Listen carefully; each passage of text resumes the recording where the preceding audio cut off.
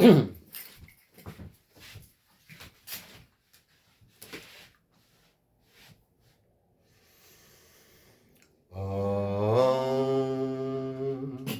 Om, Om. Om Gam Ganapatiye Namaha. Om Gam Ganapatiye Namaha. Om Gam Ganapatiye Namaha. Om Namah Shivaya. Om Brahmamir Striparan Takare. Banusha Shiva Misato. Buddhasha Gurusha Shukra. Shani Rahu Keteva. Sarve Graha Shanti Kara Bhavantu. Om. Om Hrim Gurave Namaha. Greetings, it is I, Cosmic Kev, and this is Cosmic Kev 100, your weekly astro video zine. And before I go any further with this is the horoscope for July 30th, 2025 through August 5th, 2025. And so we're approaching Lammas, which is that midpoint between the summer solstice and the autumn equinox. So we're really getting into that midsummer feeling here. And with that, the sun is in the constellation of Cancer. It's in the tropical sign of Leo. And the moon is in the constellation of Virgo, and it's in the tropical sign of Libra. And so the lunar mansion for today is known as Shitra, who's a celestial archetype. And so before I go into that anymore, I want you to subscribe, share this with a friend. The more views I get, it might help that I'd someday get monetized for these things. And do I need money? Yeah, I like everybody probably in these times. It's uncertain, and if you can get it, great. Or if you want to get a reading from me or you want to donate, you could always Venmo me at Cosmic Kev, Kozmic. And huh? M-I-C-K? Oh, Cosmic Kev. Yeah, Okay. Kozmickev at Cosmic Kev. So at Kozmickev. Thank you. Anyhow, Shitra for Wednesday the 30th. It's the celestial archetype. This particular nakshatra is half in Virgo, half in Libra. And for Wednesday, it'll be in the Virgo part. And it's a Mars ruled nakshatra. And all the Mars ruled nakshatras, Dhanista, Mrigashirsha, and Shitra, they deal with Mars because Mars is Lord of the Earth. So there's always something earthy about him. And there's always something that is dealing with logic. Because when you get air, the element of air, and earth together, they form logic. So by the end of the day, by late Wednesday night, moon will be in Libra in both systems. Shitra's ruling deity is known as Vashtar, a celestial archetype. Mars ruled nakshatras are tough and they deal with adversity and hardship. Mahatma Gandhi is said to have had a lot of Shitra in his chart. And just like this lawyer, probably from Netherlands, who tried to sue Bill Gates and gets arrested for it. This is how weird the whole world is getting right now. The rich and powerful can do whatever they want to get protection, whereas people that are just simply trying to make justice, there's a lot of suffering that seems to go on with that. And I'm not an expert on all the details of this. I'm just going to stay in my lane, which is astrology. And so what else do we have going on right now that's interesting? Well, we do have Venus moving into tropical Cancer, and that happens on, I think it happens on Wednesday, tomorrow, actually, at 8:57 p.m. So we go from kind of a fickle-minded Gemini Western astrology Venus to a sentiment-oriented, kind of touchy-feely. Cancer's key phrase is "I feel." Venus. So, Venus in a water sign in Western astrology is good. In Vedic astrology, and you'll still see it in the constellation of Gemini, which is actually the archetype of the sacred couple. And so, even in the Vedic interpretation of where Venus is, it is a good time for love. So that's a good thing. Now, Mars has just moved just yesterday, or as you're watching this, into Virgo. And Mars is powerful in Leo, but it's a little more cooled down in Virgo. And there's going to be a lot of sharp analysis about things, I think, because it's an Artha Vedic Mars. We're also going to see some changes in the world of money and how people deal with money as we go through this week. And remember, Mercury is retrograde still, folks. And so it's best not to invest in technology, things like that, until August 11th when it does go direct. And with that said, we're just going to do this thing sign by sign, starting with you, Aries. So, Aries, greetings. Welcome to your horoscope. So, we've got Sun and Leo. Sun and Leo, and this is all in the tropical tradition now, the Western tradition. So, you got Sun and Aries. Maybe it's your rising sign. That'd be even better if you knew that. Or it's your moon sign. That's still a little better than sun sign because you get more accuracy with the rising sign and the moon. They are more specific. Moon changes every 2.5 days. Rising sign changes every 2 hours, generally speaking. So, for Aries rising, the sun, which rules the heart, rules the soul. It's in your 5th house. That's a house of children, creative expression, all these wonderful things. Mars is now out of Leo into Virgo, which means watching your health, investing and helping other people. You have many gifts that can be of service, and really the more we give, that's the true wealth. That's the wealth that goes beyond just material investments here on earth. Giving is the true form of living. And you also might want to try to exercise more, get out, go swimming, dancing at night, just something to keep it moving. That'll help. Okay, so now here we are for Taurus. So greetings, Taurus. Welcome to your horoscope. So Venus moving into Cancer is somewhat significant for you because it moves into your 3rd house. And 3rd house is the neighborhood. It's the community. It's your siblings. Particularly if you have sisters. Pay attention to your sisters. And this is also about writing, creative works. 3rd house rules our hands, our arms, and often engages in creative projects. And Leo time is kind of more of a chilled out, stay at home, work on family issues for Taurus specifically. That doesn't mean that you're not going to go on a vacation or whatever, but this is a time where you might sell your house, sell a car, any kind of fixed asset might move. Of course, it's Mercury retrograde, so I say caution to both seller and buyer. Just to illustrate this, I was giving away a chair in front of my house. Someone took the chair and then 2 or 3 days later brought it back. And I just thought that was bizarre. It was free. Here we go. Greetings, Gemini. Welcome to your horoscope. So we've got Uranus and Venus, in the 1st house. Venus now moving into your 2nd house this week. Mercury is retrograde and is it's in the 3rd house. So in a lot of ways, you understand more of what's happening than the average person. And so you can kind of relax with that. What other things to look at? What other things might a Gemini notice? Leo time is about siblings. It's 3rd house. It's about family.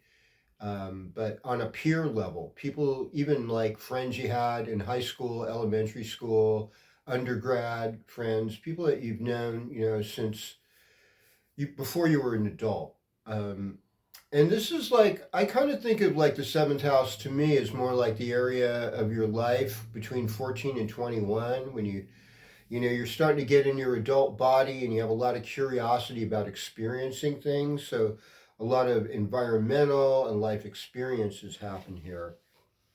And, with Uranus in the 1st house, especially if you're like a May-born Gemini, somebody born like the 22nd, 23rd, 24th. There's just a lot of unpredictable ups and downs and bounces going on right now. Okay, moving on over to Cancer. Greetings, Cancer, and welcome to your horoscope. Well, I mean, the pressure's off, because we're in the Leo season. And Leo deals with your finances. Leo deals with your lower jaw, so you might be having some dental work. Leo deals with your neck, and just specifically for Cancer, because this is the second house. Also, family members, kind of suddenly show up in your life. That can be the second house as well. Now, Venus moving into your first house, out of your 12th house, it makes you more appealing. It makes you naturally more attractive, and maybe you'll be getting a little bit more amorous attention. I mean, I know everybody, especially cisgender men or straight men, you got to be really scared, because you asking somebody out to coffee could get you in trouble in these times. So you got to be really careful. Everything is colonialism. Everything is racism.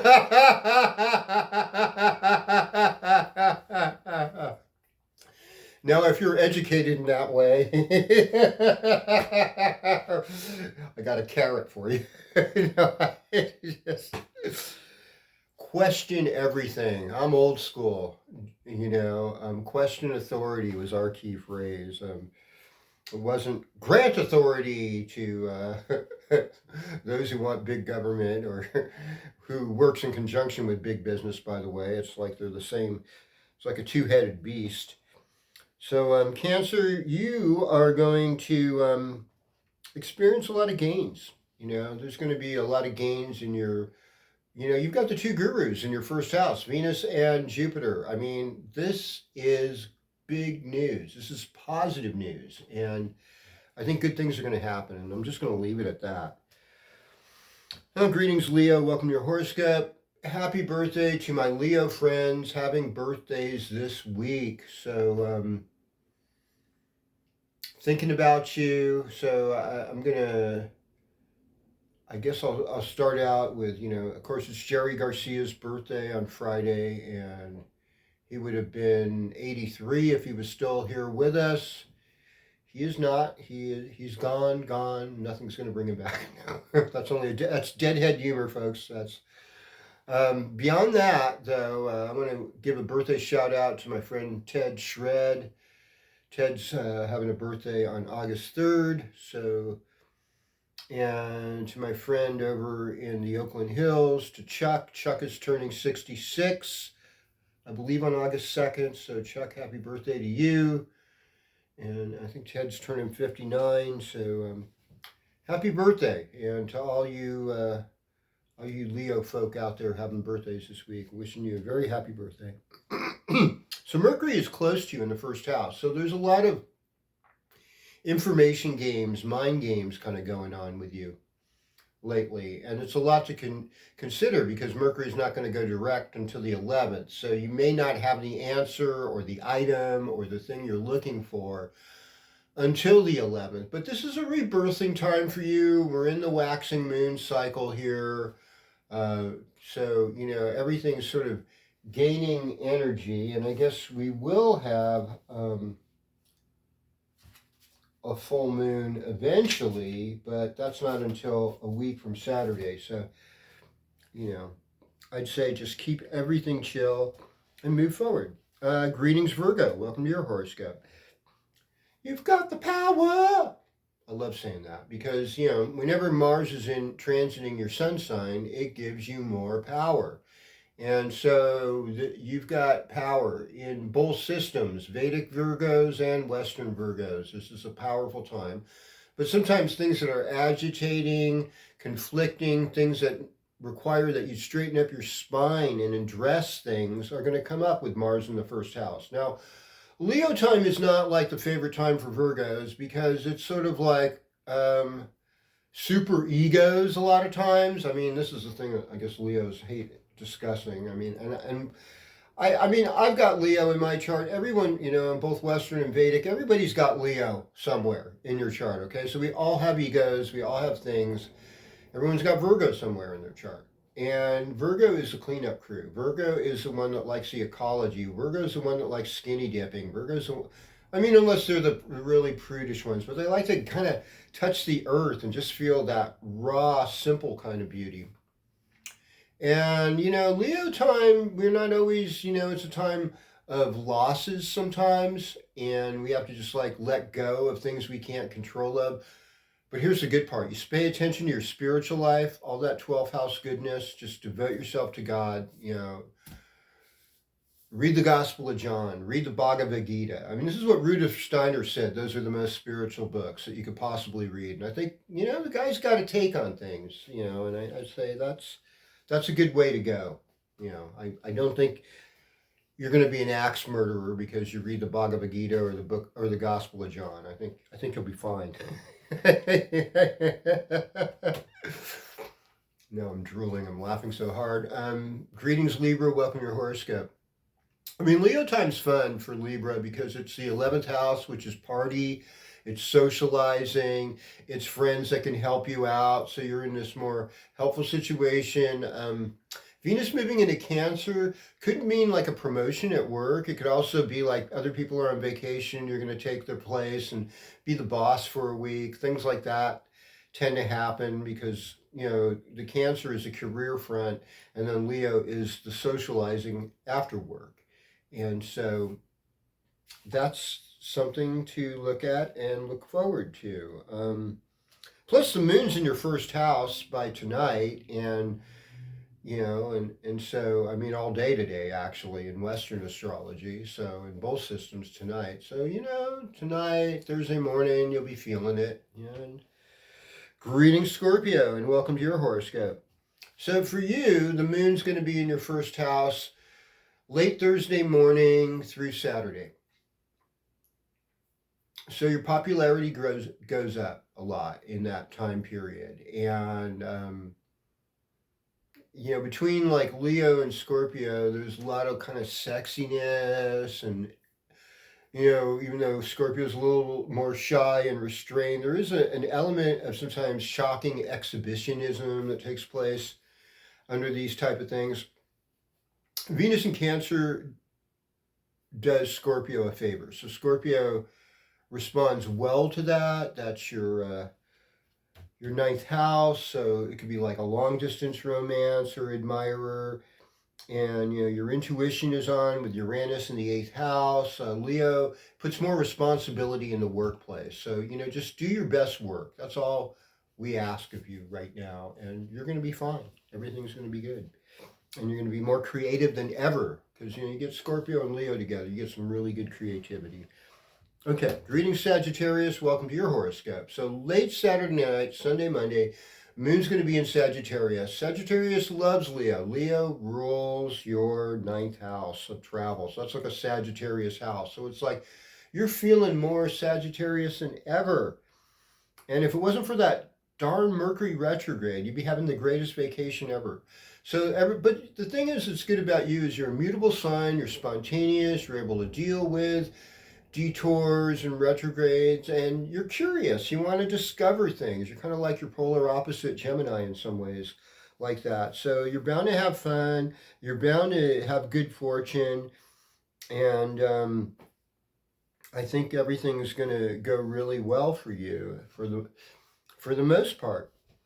Okay, so greetings, Capricorn, and welcome to your horoscope. So moon won't be in Capricorn until Tuesday, and that'll be a deep time, and we'll be dealing with whatever conflicts or whatever we've had to. Leo time for Capricorn is a lot of transformation because it rules the 8th house. So it's like, okay, I'm not totally in control of what's going on right now, but if I pay attention to my spiritual life and if I give donations to others and empower others, I'm going to have an okay week. And the really good news is that we've got Jupiter and Venus both in your 7th house. And so if you've had a dry spell in a relationship and you want to have a sweet relationship time, you can make that happen. Just bathe, groom, take care of your body, make an effort to be radiant and be in good shape, and it'll all happen. Greetings, Aquarius, and welcome to your horoscope. So, Pluto in the first house. Pluto's retrograde, by the way. So, if you're born, like, say, January 20th, 21st, 22nd, these are you people, you folks. Even the 24th and 25th is feeling it somewhat. There's a lot of change in the air, there's a lot of change in you. And so, but it's an internal kind of change that's going to require a personal transformation. Now, when when Pluto conjoined my sun's sign, I became a father. So I associate, what they say is Pluto takes something away and gives you something in return. And so it took away that kind of bachelor, single dude kind of energy to like, oh my God, I'm a family man now. So that's how that stuff works. So I think whoever you are, wherever you are out there, if you got anything in early degrees of Aquarius in the Western zodiac, you're going to see some changes in those places. And so this is a romantic time for you because Sun and Mercury are in the seventh house. So also relationships are in the focus. But it also could be a lot of lust, and it could be like kind of young people that are sort of fickle minded. And so you just kind of, and especially with this Mercury retrograde, so you sort of have to use some caution and some discernment as to what's actually going on here. And, in any event, to be unsafe, have friends that are both responsible, spiritually minded. That'll keep you out of trouble. Okay. Greetings, Pisces. Welcome to your horoscope. North Node in the first house. You're hungry for something. That's the truth. Those are the facts. K2 in the seventh house. Okay. So, and in that sense, South Node, it's not in orb with Mars so much as it was, but there's like this certain kind of intensity going on in your life, and it's really time to have things a little bit more settled. Now, the good point is that the fifth house is Venus and Jupiter, the two gurus. So if your heart is open and your heart is towards the highest values in life and the most loving and creative values, this is going to be a blissfully creative time right now. In fact, if you are like influenced heavily by Pisces, you want a personal reading from me, this would be a good time to contact me probably. But in meantime, I just say, you know what? I love you all. And I thank you for your comments. And I thank you, viewer, who corrected me on my misinterpretation of the Venus position last week. Good for you. I'm glad you're paying attention. I've got the best viewers. So thanks to John and Colleen and my friend who called me out on that, and to Shant and Wordsley and everyone who's viewing, listening, sharing. You people are great. You rock my world. Thank you for being here. Om Shanti, Shanti, Shanti. Om Tat Sat.